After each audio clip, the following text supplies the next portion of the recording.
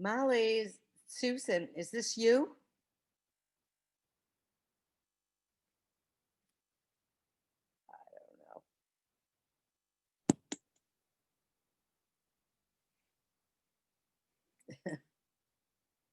Hello. Hello, hello. Hi, Audrey.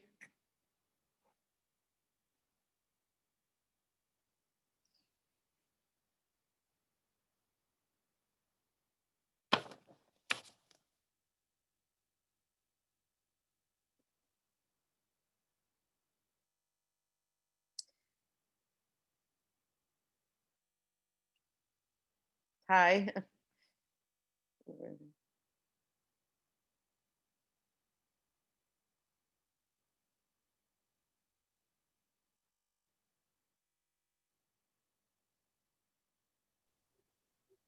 don't want to be recording. How do you stop it from recording?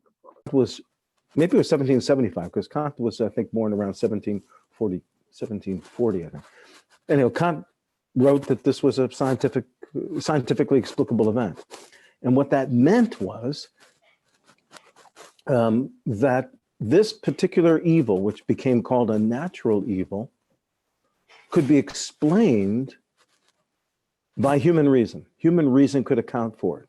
It wasn't simply a freak and deeply dangerous and horrifying experience. Human reason was adequate to account for it.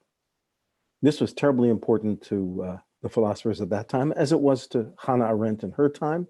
It explains much of what she brought her to talk about the banality of evil, and was central to Susan.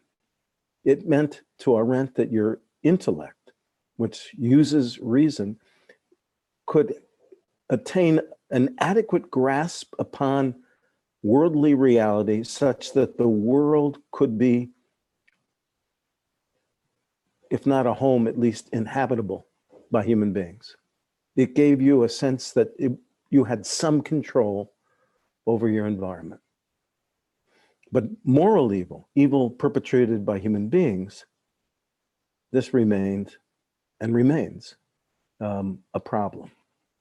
And that problem has haunted contemporary philosophy, she argues, sent the key to it, she says. And here it is surfacing in this book. Now, she is also a novelist, Susan Neiman, and we'll probably have a chance, because of the success of this book just published by Farah Straus Giroux, she'll probably have a chance to to publish her novel. I mean, I've read at least one of them. And you can feel that literary style here. And I don't think it's an easy style. I find it hard to read Susan. Packs a lot in. You have to unpack a lot of metaphors, and sometimes I find her sentences really difficult. Not an easy read. So anyhow, that's my introduction. I want to hear, assuming that most of you had a chance to read the prologue and that you've been studying with Misha as an organized chavrusa around the theme of Black Lives Matter, and you've been seeking to grasp a sense of I think your personal orientation and relationship to this movement. I assume, since you're doing it in a community associated with the Nushal, that you're thinking about this has something to do also with your understanding of yourselves as Jews. And that's why this book resonated, since this is a Jewish book, a German book, and an American book. Susan's got those elements covered, and everything she's done in her writing career up until now finds itself in a whole new and I think fulfilled form in this book. This is probably her opus. She's been attempting to be an accessible writer, and to the extent that she can be accessible, I think it's here. Although Slow Fire, every time I see your face, I think of Dachau, baby. That book is also, it was sort of she had the chutzpah to publish that book before, as she was an assistant professor at Yale, not yet tenured. And her first book was this interestingly, philosophically inflected memoir of her experiences in Berlin. That may have contributed to Yale's decision to refuse her tenure, which then ended up in her going off to Tel Aviv, and then finally to Germany. I think with no regrets. I mean, I know with no regrets. So as you're probably beginning to see, and Misha knows this about me, I'm a dangerous figure in that I could babble to you the whole time we have together. And some of it would even be interesting. A lot of it would leave you confused, but I don't want to just do that. I very much want to engage. Yeah, Jim, go ahead, Misha. Yeah, Misha. Yeah, since you brought up the Black Lives Matter Chevrutah, Yes, thank you. I think it's worth mentioning a few things about that. First of all, only a few of us here are are members of this Chevrutah, and some of us probably don't even know what it is. So I'll give a very quick little Terrific introduction of like how we got here from that and what we're thinking, and Karen and Claire and Suzanne and Pam, Maia, all of you guys who are there, and maybe I forgot some. I'm not seeing everybody. Feel free to jump in and give more, but I'll just give a kind of quick little thing. Excellent. Because the idea for this Chevrutah on Susan's book actually originated in the Black Lives Matter Chevrutah. So we started this Chevrutah learning pod to discuss issues of Black Lives Matter leading up to high holidays. And it's been basically meeting weekly ever since. And a bunch of issues came up there, but one of the major ones was reparations. You guys heard some of this. I think those of you who were there on Yom Kippur at the morning service will have heard a bunch of reflections on reparations and other issues that relate to Black Lives Matter. And the group has been really studying the question of reparations, which Susan addresses in the final chapter in the book, quite seriously and rather comprehensively, and looking at it from a whole bunch of different angles. In the process of that, we've also been continually thinking about what we bring from our Chevrutah to the neutral community at large, and what we bring in terms of things to think about, in terms of things to contemplate, and in terms of things we might do, actions we might want to take as a community. In our conversations, one of the questions that came up was specifically about reparations, was German reparations after the Holocaust, and that was part of how we got to this, how we got to Susan's book, because it addresses Jewishness, it addresses a lot of our resistances as Jews. As Americans, it addresses a whole bunch of those questions, and while at the same time pointing to the work that we know we have to do for the Black community, in partnership with the Black community, the work of justice that needs to be done in this country. So we thought this would be a good step to kind of bring all these pieces together. Because a lot of the resistance has to do with the fact that we're Jews, we were oppressed, wasn't, all kinds of questions like that Susan's going to bring up in the book and that we can talk about. But we thought this was a really good first stepping stone to kind of open up the question a little bit longer. Anyone else from the Black Lives Matter group want to say anything about like how we got here? I'll talk for a second, but I think Karen can really speak to this well. We were really trying to look at this, the specificity of our Jewishness in this question of how can we be useful in the question of repair in the United States vis-a-vis, the generations of, following those who were enslaved in this country. So, and we're looking at that from many different angles, and we're taking a very wide view of reparations as repair, and financial repair is part of it, but we're trying to understand also what other aspects of repair would be and how we can act from a Jewish place. But Karen might be more articulate about that than me, so.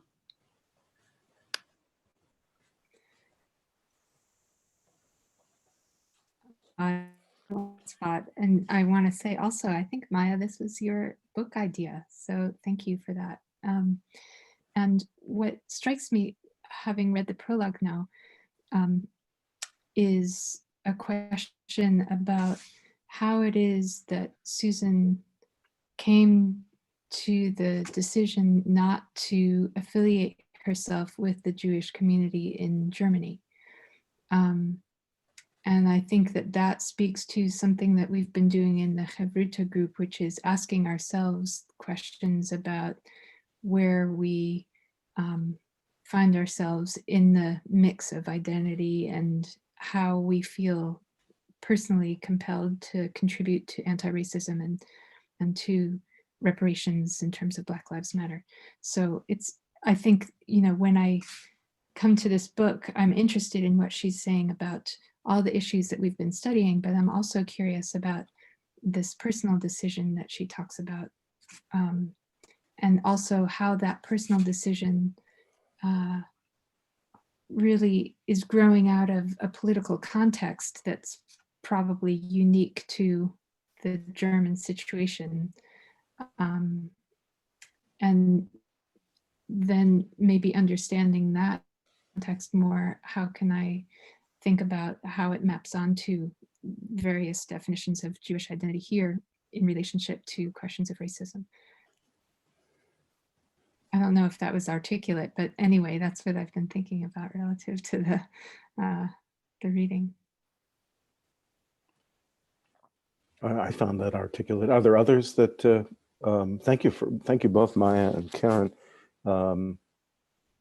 Karen, some of what you've asked is going to, I hope you'll have a chance to discuss face-to-face with Susan in January when we should all be together, if everything works out, just 3 days before the inauguration of a new president of the United States, God willing.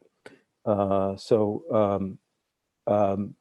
I can talk to some of that. But what you said about repair, Maia, tikkun, and the Jewish way into this, and Misha, what you said about action and about specifically reparations. I like the way Maia moved from reparation. You got to reparations, if I understood you correctly, by thinking about repair, which is a beautiful way to get to it.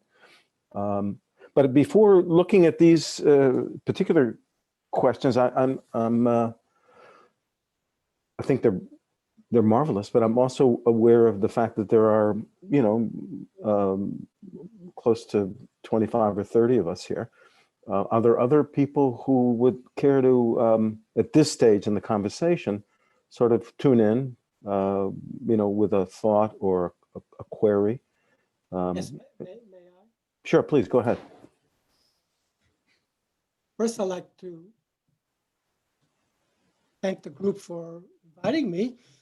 And secondly, just part that you said about earthquake in Lisbon, also the event that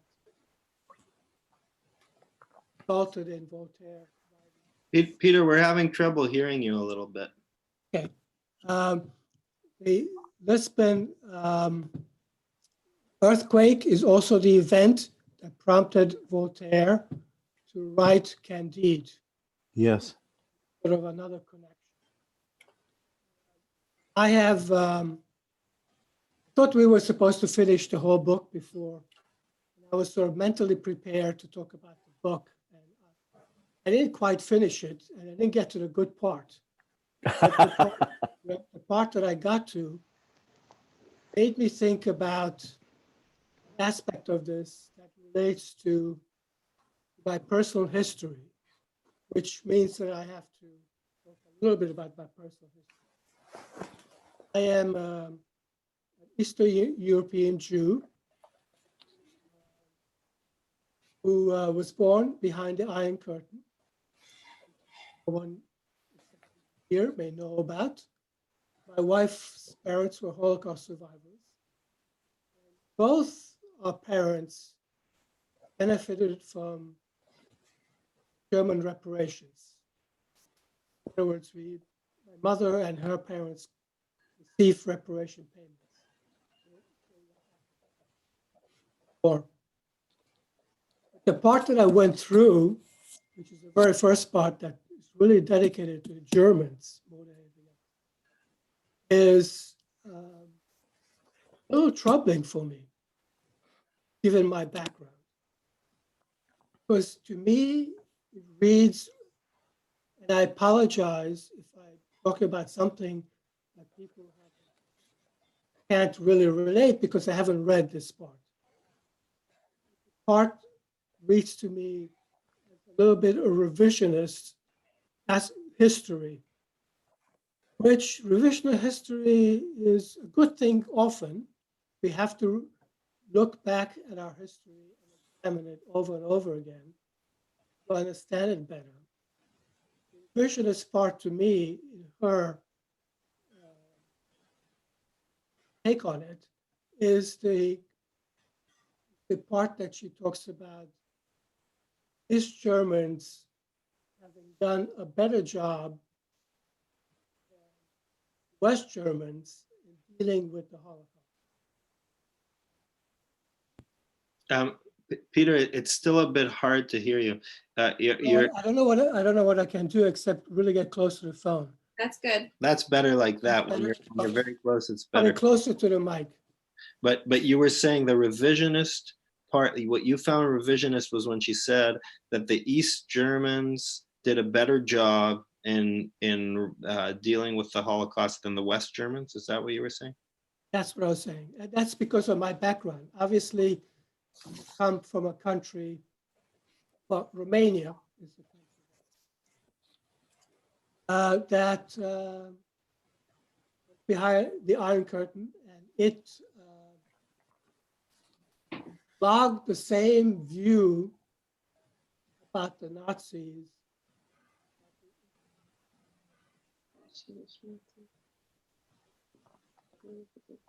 much better than the West Germans. I have a quote that from the book on page 129. Just get right into the mic. I want to hear what you're saying. Just get right in there. Just Okay, get- can you hear me? yeah. Now we can. Now we- Okay, on page 129, she quotes something about the West versus the East dealing with the Holocaust. It says, the West never invited Jewish emigres to return. The East did. Bertolt Brecht went back to East Germany after the war. People didn't have to be invited to go to West Germany, because if I learned anything about that period, is that everyone wanted to go west, Mm. not east. Like my father, after he was freed, liberated, he made the mistake to go back east. So he ended up being stuck behind the Iron Curtain. And he lived through two Holocausts, not one, two. Yeah. So it's a little strange to say the West didn't invite anybody home, any German refugees or emigres. The East did. That's my personal take at the moment. I think it's an important. I apologize for taking everyone probably in a direction they don't really want to go. Oh, no need to apologize. You said it was hard for us to hear all of what you said, but we got it. And Well, what you said is Any important. questions, please let me know. We will. And I think you're pointing out something that's worth discussing with Susan face to face. I hope you'll be here for the January conversation. Well, I think she knows she's being controversial. I'm not quite sure what her intention is. I But think her she, intentions are good. I Uh-huh. don't have any problem with her intentions. you think it's just a bad history. Revisionist is a euphemism. What you mean is it's missing important nuance. Bad history from my personal point of view. That's you're a generous and modest soul. I appreciate the way you. I don't know about that. Well, I mean, your mind is, you're clear about where you stand, but your mind is not shut down to Hope somebody so. else would read what she did there and say this book is a crock. I'm not going to read No. As I I know. said, I didn't get to the good part, which I presume the whole thing is supposed to be to address the things that said about reparations. Yes. See how we can learn from this experience and bring it to the United States. I was a teenager in the 60s. To me, it was always amazing to find that the Jewish people, African Americans or Blacks, seemed to go in separate ways after the halcyon days of the 60s, when you had Jews marching with African Americans demonstrating for civil rights. Yeah. Something happened. And that to me is sort of another topic. Yeah. You're putting a What lot on the happened? table. How did the Jews end up going in a, did we become too rich, too wealthy, and too comfortable in the middle class, so that we ended up going in some other direction? Mm-hmm. There was a total breakdown in the fraternity between Black Americans and Jews. I mean, I'm speaking from a Jewish background that is very comfortable with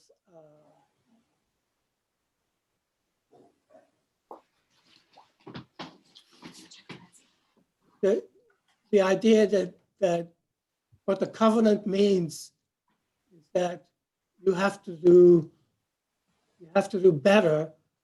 You have to help other people. I think she is too. Susan mentions that too about her mother. Susan talks about Right, she does in the prologue. She does. right that her mother's homespun theology, I think she called it, is we were slaves. That's the main thing that she got from her mother, theologically, I guess, because in a lot of other ways she's talking about she describes her mother's activism, which right, was she does that. It's a very good prologue. As I said, I got diverted when she started. Wait, can I ask you a question? Sure. Okay. Because I actually have read the whole book, and I actually, anyway, but from other books and from other things, I have never looked at countries that we say are behind the Iron Curtain. I don't look at them as a monolithic, unified set of countries. I think the circumstances are very different, certainly before the war and after the war. And I would, to your point, I mean, who am I to tell you what it was like since I wasn't there? But I question if Russia didn't focus when they took the thing over on East Germany and give the most of the resources. So what may have happened in East Germany after the war may be entirely different in specifics and how life was than what happened in Romania. Well, I mean, the people who took over in East Germany were the communist. Yeah, but it was still the center. It was kind of the alpha place, you know. It was. I don't really get the sense that the. What do you mean by center? Well, Moscow, it kept the resources in Moscow and St. Petersburg. They didn't distribute them evenly within Russia. Well, so one of the things she talks about in the book, that East Germany paid reparation.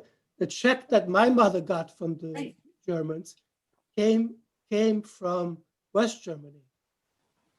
Russians, the East Germans paid reparations not by paying Jewish individuals, but by allowing the Russians to move the factories, everything that wasn't tied down to Russia.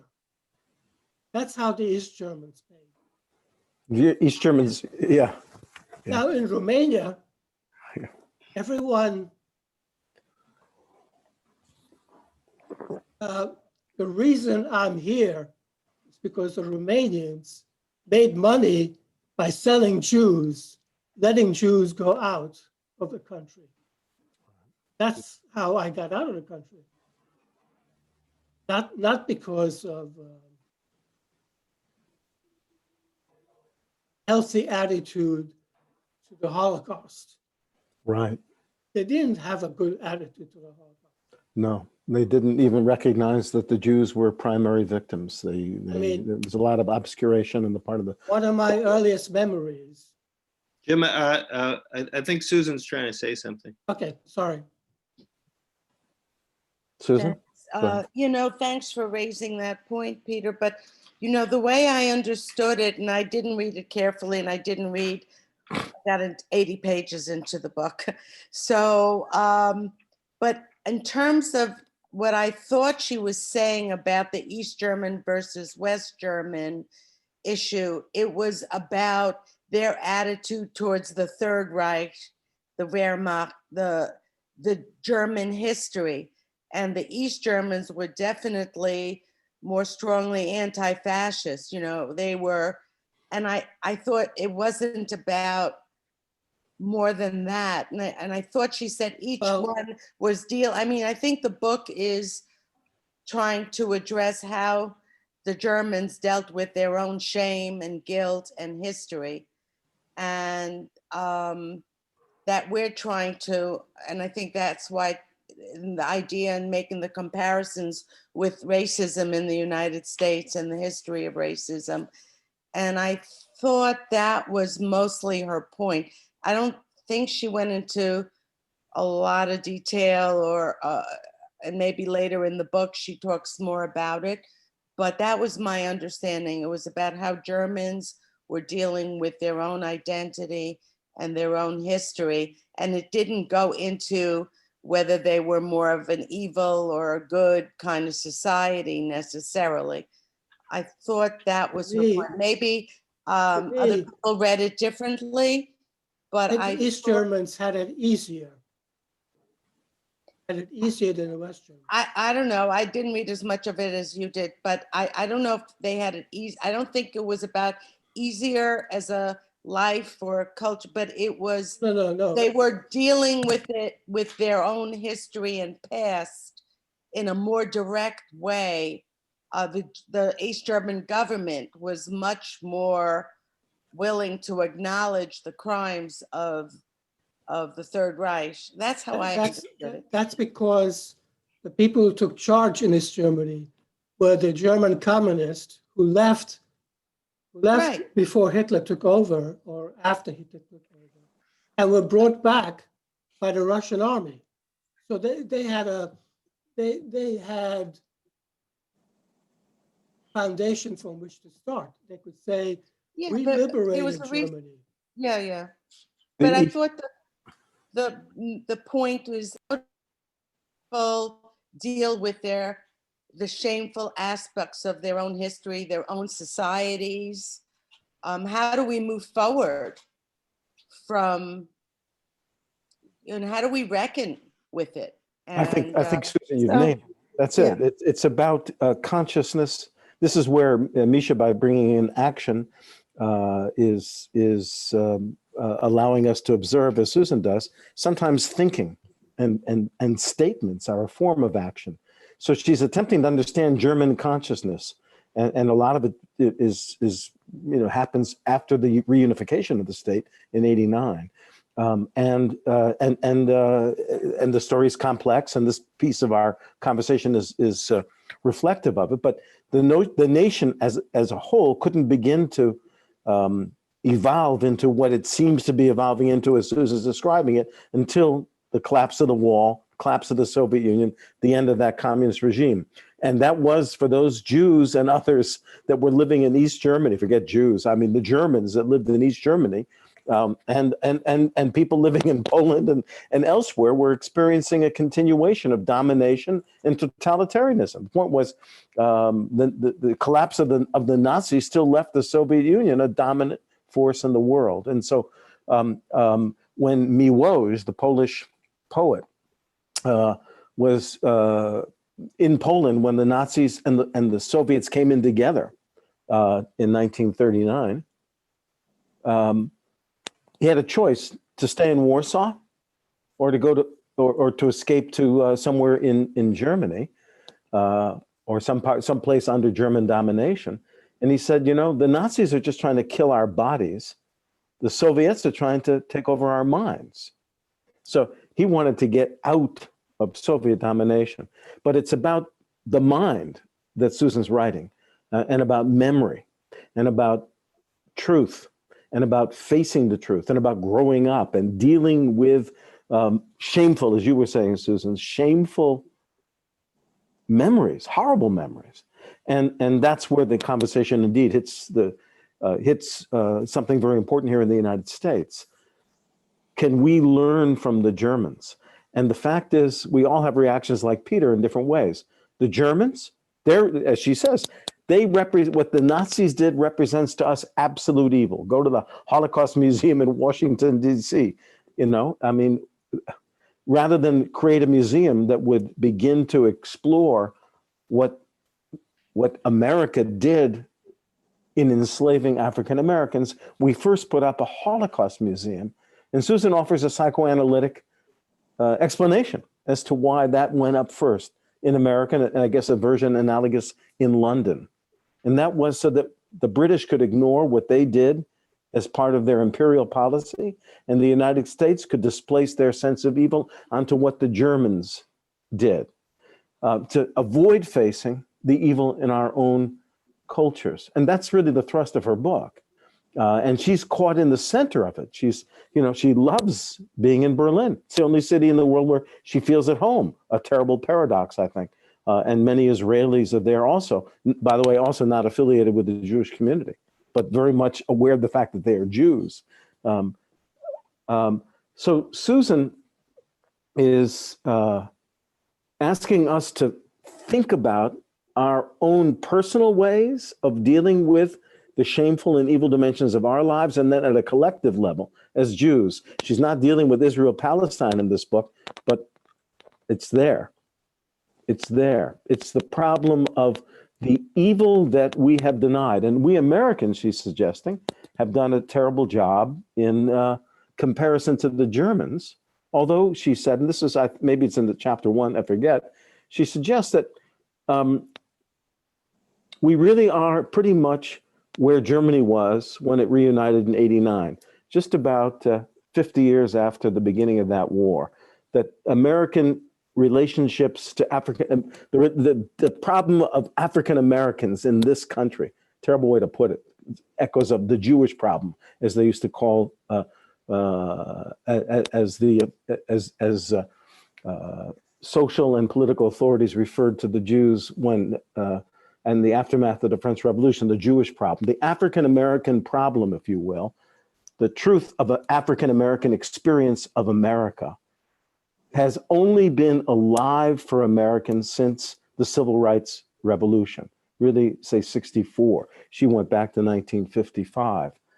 There's a 100-year hole in American memory so that George Bush could stand up and say, sorry. No problem. It's a hole for white people. It's not a hole for Black people. That's right, 100%. I'm talking. You're absolutely. That's it. Keep going. Your point is. I think that's important. Oh, It's been there. It hasn't gone away. And if I could just turn a little bit to the United States, I've been reading and thinking a lot about Black Lives Matter. I don't think most people really understand the meaning of that terminology. And to me, it has to do with the value of a human being. And what is it? And yes, we can make some comparison with the Germans, And the evil that was committed was certainly, valuing the Jew as a nothing, let's kill them. But that's certainly been true here. I don't think there's any recognition of, the lower value among most white Americans. And what I was thinking about the first part of the book was, I think it was the letter that she read or she This fellow received. Stewart from Mississippi, yes. Yeah, and I started thinking, well, now there's this whole discussion around taking down Confederate symbols and renaming army bases and all that kind of stuff. And, people who are scornful call it the cancel culture. And so there really isn't a recognition of the evil to a large extent. And I started thinking, well, what if there were swastikas? How would we feel in America about, I think there's a more visceral reaction to that than there is to a Confederate flag.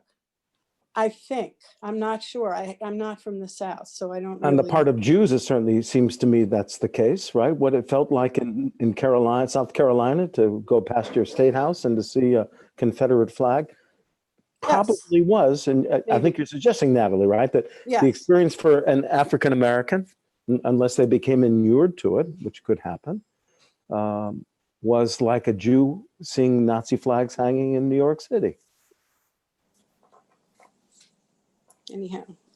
Anyhow, your point is that 100-year gap in American consciousness is a white. Yes. Those people, yes, those of us who think of ourselves as white, since white is also a complex term for those of us thinking about it. And just only one other point, and this is not so much about the book, but the Black Lives Matter, is that Blacks were brought here forcibly to be slaves. They weren't immigrants. There was an interesting editorial in the New York Times recently from, and I don't remember whether he was Korean or Chinese, saying that someone had called him white. And he was pondering that because that was very strange to him. And I thought, there's a big difference between coming to a country as an immigrant than being forcibly brought for the purpose of being a slave. That's very different. And so I'm thinking that in Germany, there's a big difference in that as well, in terms of, racial evolution, so to speak, within the German country. Susan deals with these issues of, can the comparisons be made in the first chapter of the book? Maybe the experiences are so radically divergent that there's no way to draw parallels. She makes the claim that there are important ways, and it has to do with consciousness. It has to do with telling the truth, living with it. It has to do with living with evil, the evil in ourselves. And it has to do with Americans' sense of exceptional goodness, the myth of American innocence. And it was actually shored up because of World War II. We were the good guys. We, even pacifists, she says, lined up and said, yes, America was on the side of truth and justice. But of course, when you look at the history with greater care, you recognize a far more complex tale. And we have fled that complexity. Maybe that's what Peter was putting out. The stories are so nuanced and so thick and the details matter. And that's what makes this sort of a bold book she's attempting to bring. I think she's attempting to unify in some way her own life, but she's not just doing it as a personal act. She thinks it has relevance for all of us. She was surprised to discover that in the aftermath of World War II, Germans, up until really 1988, up until 2005, the myth was that the Wehrmacht, the German Nazi army, was essentially ignorant of the crimes that were being perpetrated in the camps and elsewhere, but through the Einsatzgruppen. Ignorant. They didn't know about it. It was SS, they knew. The plan for the final solution was only among a certain elite. The normal Germans that went off to fight, they were good guys. And that myth only exploded for the Germans in, I think it was as late as, say 2000. And she mentions her friend and mentor, Remtsma, who organized this exhibition that revealed and forced people to recognize the truth that had been suppressed. Pretty much where we still are, in this country, and that's what you're, I think, responding to, Natalie. We haven't recognized that it's not just that, as I used to say, my Black friends don't want to talk to me about their level of anxiety and fear and sense of day-to-day humiliation, microaggressions, which cancel culture, of course, disdains. But it's not just that they don't want to talk about it, it's that I also have not wanted to know. It's so painful. What are you about to say, Misha? I'd like to offer two. I'm sorry, go ahead. No, just two brief points. One is, going back to what Natalie was saying, I don't really think it's like a 100-year hole. It's more like a long history of active and sort of violent suppression and sort of active crushing of the other. Because Jim Crow, started right at the end of Reconstruction in 1877. You had a complete flip from federal troops supporting African Americans and the right to vote and the right to hold office and the right to own land, and just a complete flip of it. And then you had this rise of Jim Crow, and law after law supported by the United States government, very visible, very conscious, very intentional, crushing the African Americans in this country. So I don't think you can call that sort of a whole. No, but I think the point is this: the very term Jim Crow, she points out, is sort of a cute term to describe an age of racial terrorism, right? We don't call it the age of terror; we call it Jim Crow. No, it sounds like a minstrel show, That's true. But we're talking about public memory, not history. You just recited history in an accurate and very important way for us to hear, and it's hard to hear. But public memory and history are radically divergent. And that's, in a sense, her point, one of her major points, don't you think? Well, yes, and also no, because one of her other major points is that people knew what they were doing. And they knew that, what they were doing, whether it was justified in their own minds, by philosophy or by bad, genetics, was eugenics, was designed specifically to crush, the other. Yes, but it was doing it in the name of something good, like when by the way, the Allies crushed the Germans. They firebombed Hamburg and Dresden. I mean, it was an all-out unconditional war, but we knew we were doing what needed to be done. I think one of the points. Same thing true with Hiroshima and Nagasaki. That's an historical question that we have to face. Of course it is, but one of the points that Susan made in her book, at several points, is not to sort of fall into the trap of false equivalencies. Fascism and totalitarianism, the bombing of Dresden and the Holocaust. Yes. No, we're not making equivalency here. Equivalency is a mistake. We're just saying we have to look at what we did. I think my point in just bringing them up, and I did mess up the water, so you're right. I think the point is that we know my ability. I think the ability to do horrible things without being aware of what you're doing is part of who we are. It's part of owning that. So, I don't think my parents felt any guilt about what we did in Hiroshima and Nagasaki. We saved 1 million American boys from, it's only years later that begins to be questioned. And even those that question the nature of that decision or et cetera, et cetera. You know what I'm saying? No, I know exactly. Yeah, of course you do. That she addressed that in the book where she pointed that there is a difference between a sort of, tactical or strategic military decision that if you do this terrible thing, where hundreds of thousands of people will die, then 1 million people won't die here, as opposed to the Holocaust, which had no balance, no, if you do this, that. That's There's right. nothing strategic about it. But I mean, I think the book addresses this in very interesting ways.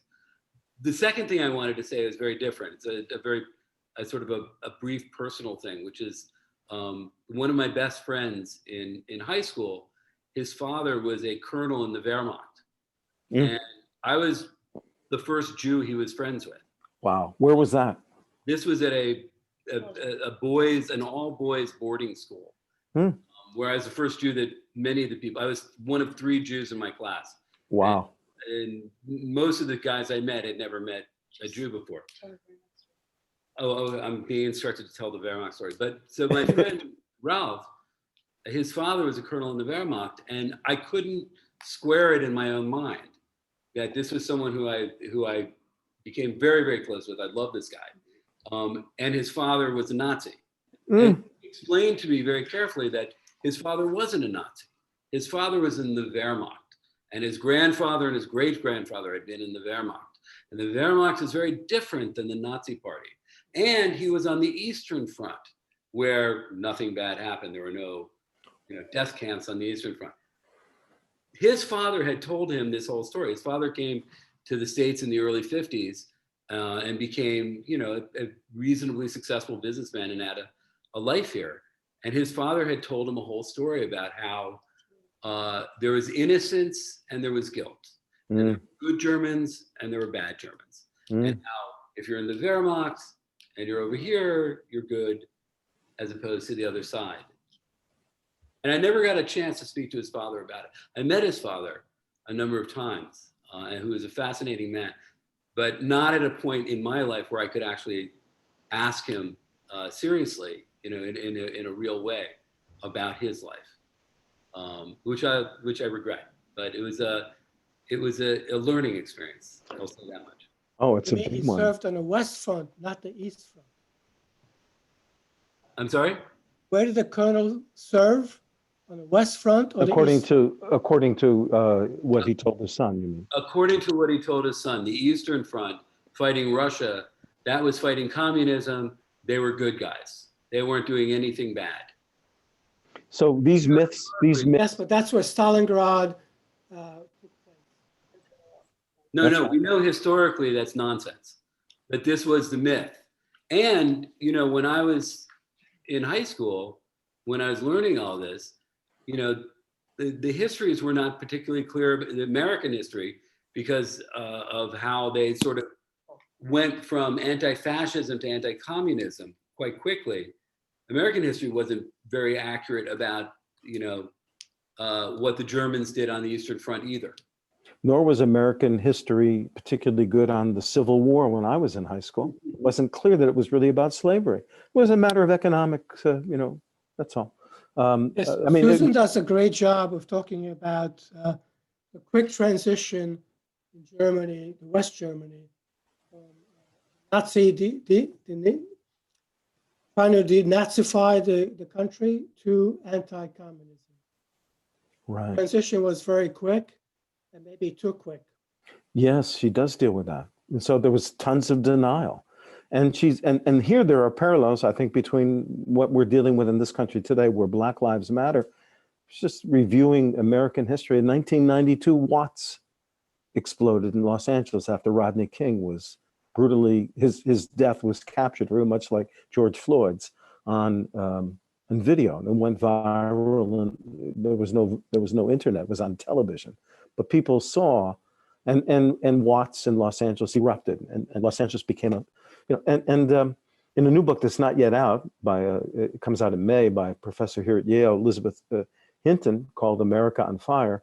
She basically confirms what James Baldwin was saying in the 60s. These were slave revolts. They were not protests. They were not riots. They were slave revolts. This was a people that experienced slavery, perpetrated no longer chattel slavery, but in another form, rebelling. And in some sense, those claims, those experiential claims, are the ones that we're looking at as Jews in this country today.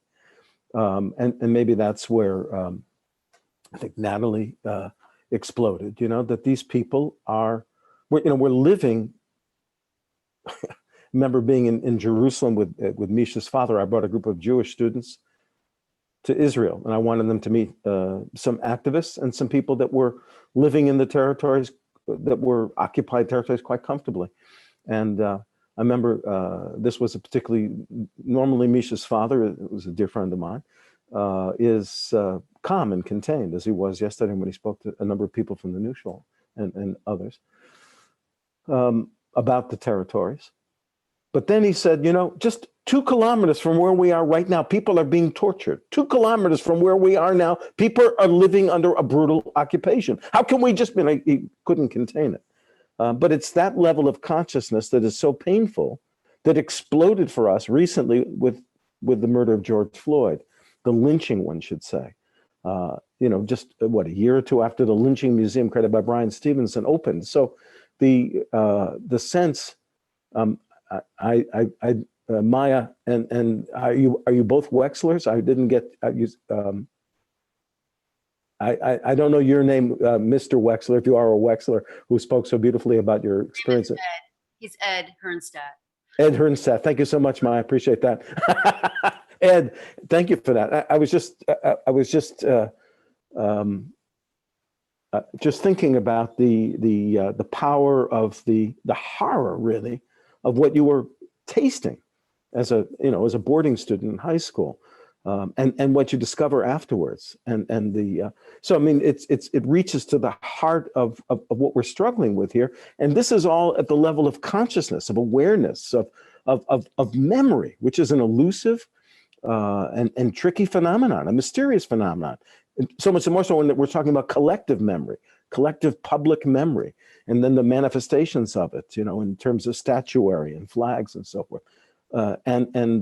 And something started shifting in this country, probably in Charleston, as Susan named it, and that was already, what year was the Charleston massacre?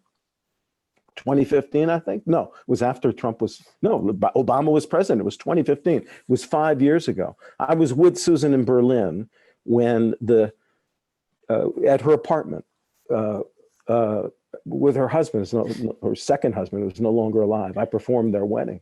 And I'm at that apartment with them, and we're watching Obama in Atlanta at the Emmanuel Baptist Church. Her husband is Viennese Jew, Felix. And Susan and I are riveted on the television. Felix is perplexed. These 2 Americans in Berlin, one who lives there, one is visiting, are crying as they listen to Obama singing Amazing Grace. And Susan says, why is goodness always so overwhelming? So it struck me then and now that somebody who takes evil, the evils that we're talking about so seriously, can be so deeply moved by the reality of goodness. You hear that? Anyhow, so we're here struggling with what it means to be good and to act with goodness in the face of a reality that people my age and younger and older, have been able to be insulated from, and the culture has always supported that insulation. And Misha, I'm saying Adam and Karen trying to say something. Oh, thank you. I'm missing those cues. Thank you. You're doing your job. Adam, please, and Karen. I'm not sure how to I did read the whole book. I read it a little while ago. And after people suggested at Rosh Hashanah, that'd be a good idea. And when I started, what seems really cogent to me is how things take time. And I'm not saying that as an excuse of, oh, don't deal with it, we need more time to pass. But I actually learned much more about Germany than I ever thought I would. And I can tell you what my basic relationship to that history was. But then I thought, well, about the South, I've spent a lot of time there. I'm not going to, but I learned so much about that also. And interestingly, I've spent a lot of time in Poland because I made a film in Poland and about Judaism today. And what I heard over and over in Poland is not complicating the matter, it's just another point of reference to get to it. What I hear all the time in Poland was that there, under communism, which was a very anti-Semitic state in Poland, that nobody dealt with the Holocaust, as it were, in Poland. And because Poland suffered so much during the war itself, that Polish non-Jews had a lot of skin in the game as well. And it was only after the fall of communism that people really began to address this.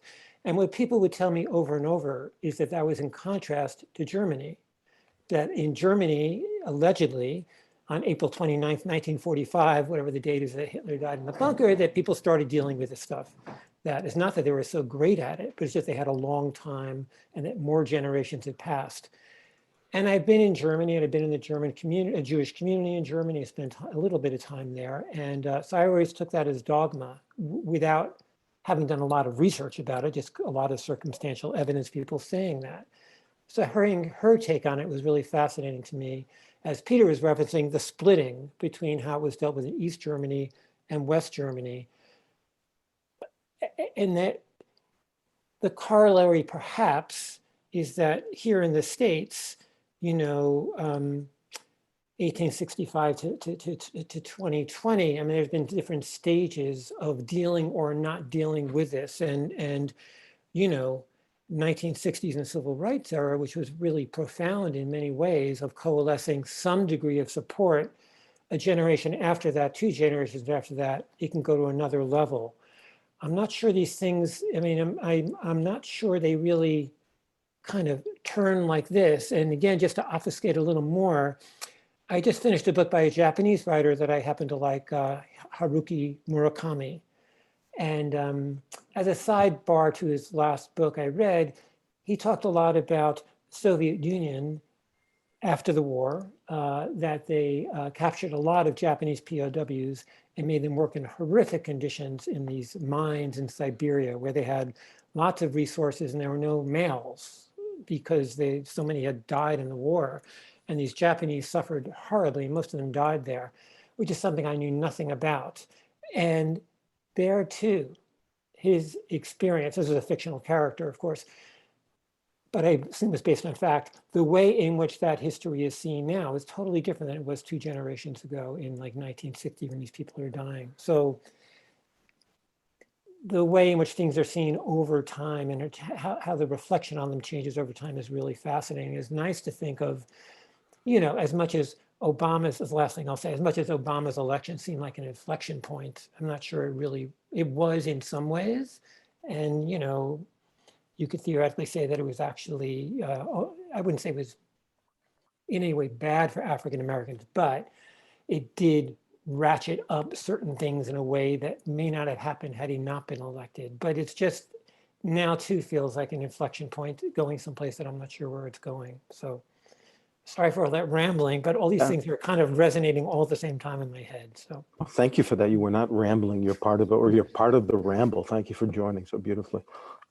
Susan talks about how Obama used the term zigzag after Trump got elected, as if he were kind of helping us to deal with the fact that American history zigzags. But she said she thought that the Trump election represented a predictable pattern that one can see looking back, and that was replicated again. She quoted, I think, Frederick Douglass, who had said in a text that she cites footnotes, that every time Blacks are treated well, there is a violent reaction against it. So, she from the time of Reconstruction to Jim Crow and replications of that. So we had 8 years of Obama, and then boom, she found that to be predictable. So then now there's a reaction against that. So the sense of zigging and zagging in American history does militate against any simple idea of progress. And if we think that tikkun olam is this beautiful Jewish idea that if we work hard enough, it's all going to get better, we have to get out of the game. I mean, if we're going to be in the trenches, as Misha was inviting us to do, we're going to have to be there knowing that we're doing the right thing because it's right. We're fighting for the good because it's good. We're not doing it in a belief that if we do it, we're going to solve this problem. It may well be beyond our ability to resolve, certainly in our lifetimes. And maybe that's part of what you were saying, Adam. It's like, it takes time. It ain't going to be in my lifetime. But I don't want to lose the passion that has been liberated during this particular period of time. I want to incorporate it in my life as in my consciousness. I want to feel the pain that I have insulated myself from feeling, and I want to respond to it as best I can. And I think that's what she's trying to bring us to. But she's saying we have to educate ourselves. She's saying in the process of 3 years of writing this book, she learned stuff she didn't know about. And she's from in great measure, born in Chicago and a foreigner in Atlanta. And she gives that over nicely. But she's a Southern girl. But she had to go to Mississippi for, I think, at least 6 months at one visit and several other visits that I know of, in order to immerse herself in this culture. She doesn't know it, and we don't know it. I mean, I guess Ed evinced some real knowing, and you just did as well, Adam. But I know that the gaps in my knowledge are stunning. My ability to dissociate from painful truth is something I think I came by naturally in my family. I even think of it as a survival technique, a certain kind of psychological survival technique that in the end you pay badly for, this is a kind of a call to wake up, and we're part of it. That's why we're on this call. That's why we're reading this book. That's what this particular Chevrutah is about. That's at the core of this, although there are others here as well. We're trying to be Americans and be Jews, honest to our own history and our own truths in the face of what's erupting in front of us. And there's much dissonance in us as a community. Susan's non-involvement in the Jewish community in Berlin has something to do with the fact that that community is in the affiliated community that pays taxes to the, in order to support that community. She characterized it as a conservative, highly religious, and rather insulated community with no sense of particular responsibility for what's happening in the state of Israel, for example, and elsewhere. Not that the Israelis who come to Berlin. Yes, go ahead, Misha. Jim. Yes, go ahead. Sorry. I just. You're doing your job. Nothing to apologize for. Go. Sorry to cut you off. I just want to. I want to say. You said the mind. Your mind is activated. I want to say the body too, and I want to. There you go. And I want to pass it on to Karen. Thank you. Thanks. I want to go back to goodness and shame. I was really struck by you talking about how powerful it was to witness Obama's goodness in that moment in Charleston. And I was also struck by, and Susan in the book talks about the goodness that was coming out of the African American community in response to that tragedy and how they led with love. And I'm contrasting that with what she says in the book on page 20 in the prologue at the end, her sort of final note where she says, shame can be the first step toward responsibility. Oh, what a great thing. Yeah. It's really powerful also. And I think that we're seeing even today itself, Virginia decided to switch out the statue of Robert E. Lee in the US Capitol for a statue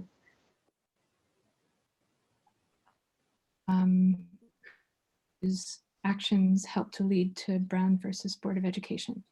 So that I think is coming directly out of the protests from this summer, which created a kind of national shame perhaps, which is what she's talking about. But I'm not sure if shame as a strategy is always functioning the same way. Like the cause and effect that I just described is different from the cause of effect and effects that she also describes of shame causing white supremacist pushback. So exactly, shame can cut either way, can't it, Karen? Shame, yes. she said it can be the first step. It can also be the shutting down, right? Yeah. Okay, that's helpful. Yeah, because coming out of reading the book and thinking about shame, and also work exposing bad dynamics in the culture. And I keep wondering, is shame an effective strategy, or is it going to create shutdown? And how can we balance that with, I don't know, uplift or the examples that we've just been talking about in terms of love? Sounds like you're talking as an activist now. Should we use shame as a tactic? Well, I think that her whole book is asking that question. Yeah, I think it is. Create effective activism, and is shame. And so I'm asking, how did people read her treatment of shame? Great question. Floor is open. Mary, you want to say something? For me, shame is sort of like thinking of guilt as a good thing. Guilt is a good thing until it gives you a chance to mature and make moral decisions on your own. If you act out of guilt, it's because your mother told you, she raised you to feel guilty about certain things. But once you learn to think for yourself, you don't need guilt anymore. Huh. And same thing about shame. So shame ultimately is not a very effective strategy. Shame has to do with being surprised when suddenly you're forced to see something about yourself that Right, but you can't shame people into being good. No, you can't. You can shame them They have to into a painful. they have to be good on their own. Yes, I think what you're saying is spot on. Yeah. Yeah. But how you get to be good is not obvious. The lure to Well, be. you start by feeling guilt. You think. Before you become bar mitzvahed, you're mostly guilted into doing things. Then you internalize it, and it comes out naturally. Erica's been talking in a way that only I can hear, but I think you Oh, should. go ahead, Erica, please. Well, I think to your point, Karen, I think there's a lot of evidence that shame is a cause of violence, as you are saying, and there's a lot of evidence in our prisons that shame is a cause of violence. It's not, I would say that it's not an effective strategy. I think for shame to be an effective strategy, it has to be what I would call reintegrative shaming, in which kind of what Peter is talking about, this kind of moral shaming in which you still belong. But for the most part, shame is used in a puritanical way, from kind of my reading of American culture, as a way to exclude and push away, and to get away from the bad, right? Like, so I shame you so that I don't have to figure out what my part of it is. And it's a very like individualized separation, atomizing of how we access good and how we access badness and all of those, so we need the collective, I think, to understand, you know what I mean? Like what she's talking about shame, I'm like, I think really we're talking about a reckoning. We're talking about truth telling and storytelling, and that's a collective action. And one of the problems that I see here is Americans are always left to figure this out on their own as individuals, and then to process their own relationship to good or evil as individuals. And that is not a winning strategy. Black Lives Matter, if it's going to be for individuals to take actions, is also not, for me, a good strategy. What's a good strategy is truth telling on a national scale, like what you were referencing, Jim, in Montgomery, like this national memorial for lynching that goes back history and is looking at history and like this collective, the weight of the collective. I think in Germany, we had the Nuremberg trials, we had an international naming of what had happened. Late, right? Too late for so many people. So it's not, doesn't make it okay in any way. And I think, Peter, your point about revisionism, like this kind of like apologizing because for some reason they got it right after the fact, and now we want to apologize for what happened because it's so hard to watch them live with no, it's their job to live with what they did. So let's not revise what happened because they were so brave to live with what they did. But I mean, in America, we're just living with a lack of a national reckoning. And instead, we're putting it on the weights of individuals to hold this on their own, and no individual can hold it on their own. So, that's what I see when I'm hearing this conversation is, no, I don't think shame is a good strategy.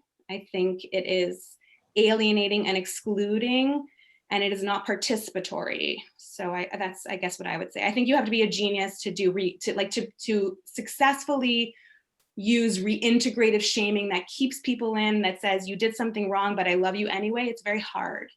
to hold that space. So for the most part, I would say it's just very difficult, but that's kind of what I read in this conversation a little bit on the shame front. Thank you. Thank you for that.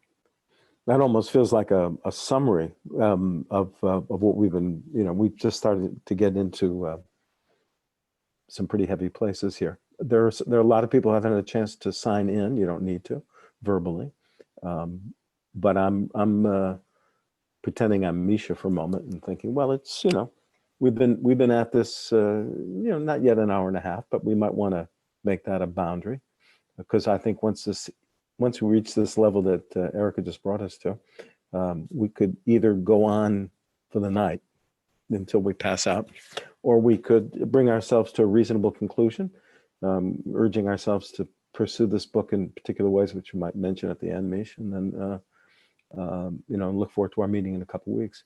But first, there are people you've absorbed a lot here. A lot has happened. I'm in some ways happy to feel, I wouldn't say shamed, but shaken by the quality and intensity of the conversation we've had so far. There are people that want to sound in who haven't had a chance yet, or are there others who've spoken who feel there's something more that they would do well to either ask or announce?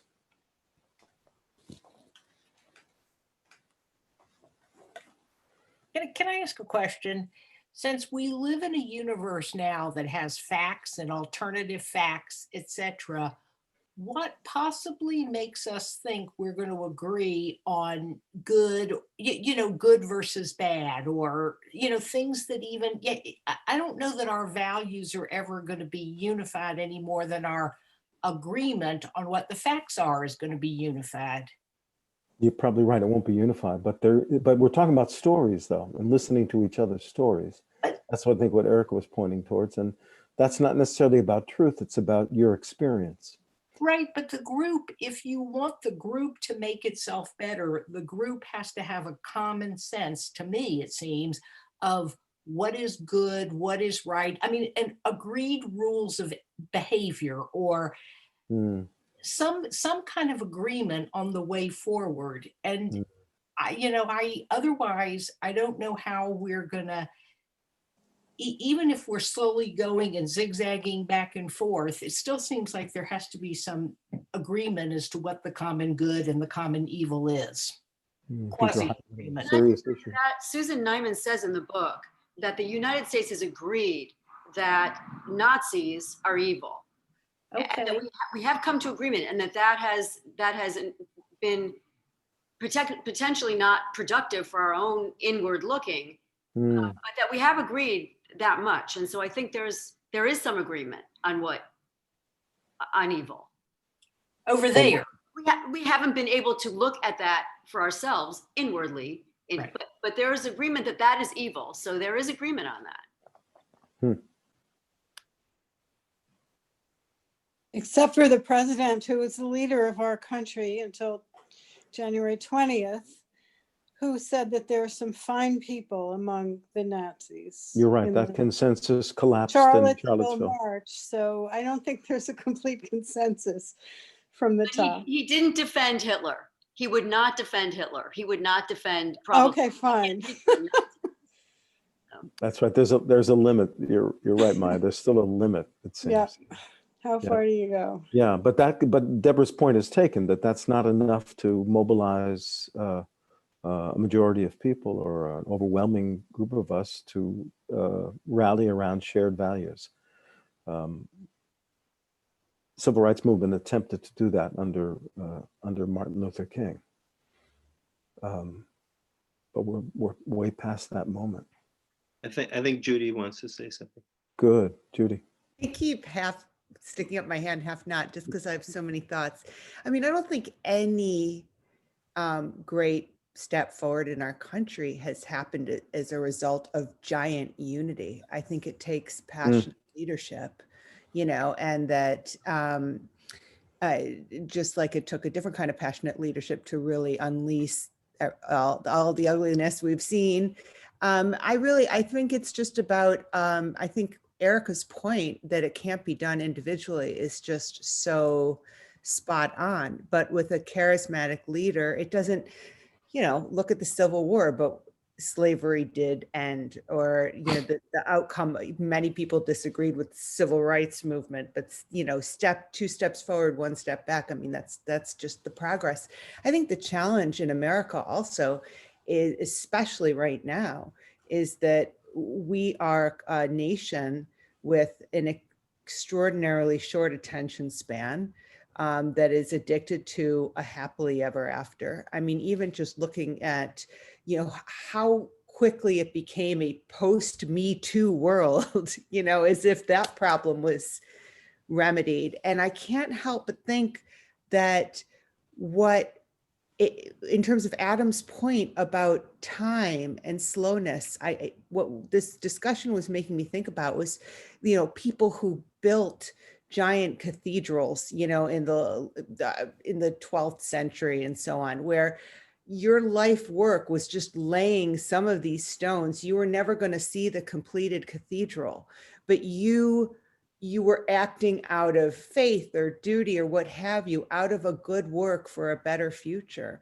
And somehow this idea that, whatever it is that helps people come to that themselves, a great leadership would help. And whatever it is not going to be enough. But if people feel the recognition from the leadership, like with the Truth and Reconciliation hearings in South Africa, did that absolve all practitioners of apartheid? Of course not, but it was a national recognition that we had to come to terms with things. I think that's enough for forward movement. I just think we as a nation have a really hard time not putting a bow on something. And it's so easy to make everything an other. Even that story of the colonel, or me growing up outside of Chicago saying, well, there's no racism here because we're in the North and we give money to the ACLU, that there is now just the lid's been blown off this. And we have to take the time to reconcile, yes, with ourselves, but I think it needs to be a nationally led effort. And those who disagree are going to disagree. I just want to say something about time in the way we're talking about it here. It's reminding me, hearing Adam, hearing Judy, an email exchange I had with Susan earlier today, Susan Neiman. It's taking me back to this moment. In 2005, I put on a play, an Israeli kind of Palestinian drama that was a kind of activist play, as I termed it. And we were doing these talkbacks after, and there were a few. In one of them, there was Yigal, one of my father's students and friends, who's an activist in Israel on Israeli-Palestinian issues, was there. And we were both, him and my dad were on this panel, and there was talk about time and about how long this is going to take. And I was like, how old was I? I was like 27, and I don't know if more idealistic. I think just as idealistic as I am today, but a bit more naive perhaps.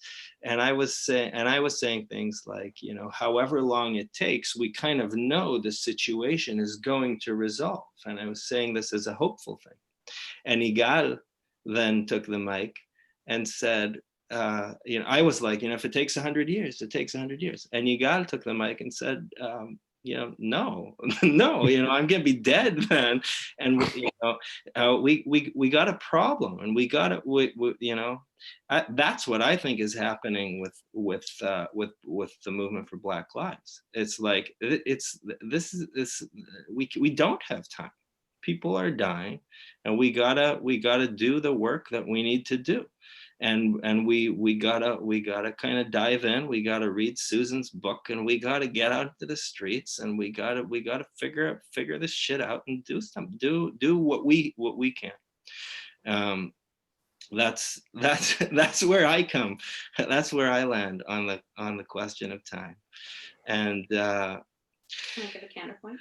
okay, we got a counterpoint here. I just a small one on my team, which is mostly Black women and Jewish women. We talk about doing the work that we're doing for families we've never met yet.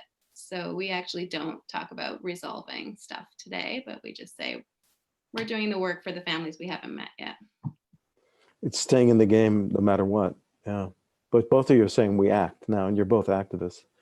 Points are taken. We're lucky to have you not only in this conversation, but at the New Shul doing what you're doing. And this has been a beautiful taste for me of what the New Shul is about, and what we're all about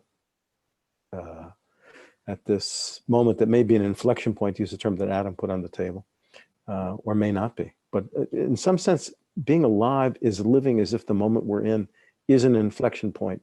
And the next act I do or don't do is going to have an impact that matters. So I think this night matters for each of us and all of us as a group. I think we sort of moved towards becoming a group tonight. Some of you were here at the founding. I'm just an interloper who came in because of my connection to Susan. But I want to thank you, everybody, for turning up and being present. There are any number of you I would now like to ask questions of and listen to, but I'm going to recognize time as finite, and by saying that I think we should call it a wrap. And I think you guys, Misha and Erika, I think you may have offered the wrap. I'm just rapping on top of your wrap. Does that sound right? That sounds right to me. Yeah, thank you, everybody. And thank you, Jim, for taking this on. Jim, just towards next time, we're supposed to read at least the final chapter, or at least the first chapter, or should we all just try and read at least the first and the last chapter? How do you? I'm thinking we should try to, and some people have read the whole book already. So I think the more of this we can do, and it's hard. She's not an easy writer, I don't think, but she's a demanding writer, and she's worth the effort. I think we should say, go for the first chapter and for the concluding chapter. It's not a lot of pages, and then anything more you can do will be worth it. You know, then we'll be able to respond to Peter with more in a more informed way. Susan Berger said she got up to 80 pages, so you should probably do another 80 anyhow, Susan. It was great being with you, everybody, and I look forward to seeing you in January. Happy solar new year and happy equinox. I mean solstice. Thank you. Thank you. Everybody, Laila Tov. Laila Tov. Thank you. Leil Menucha.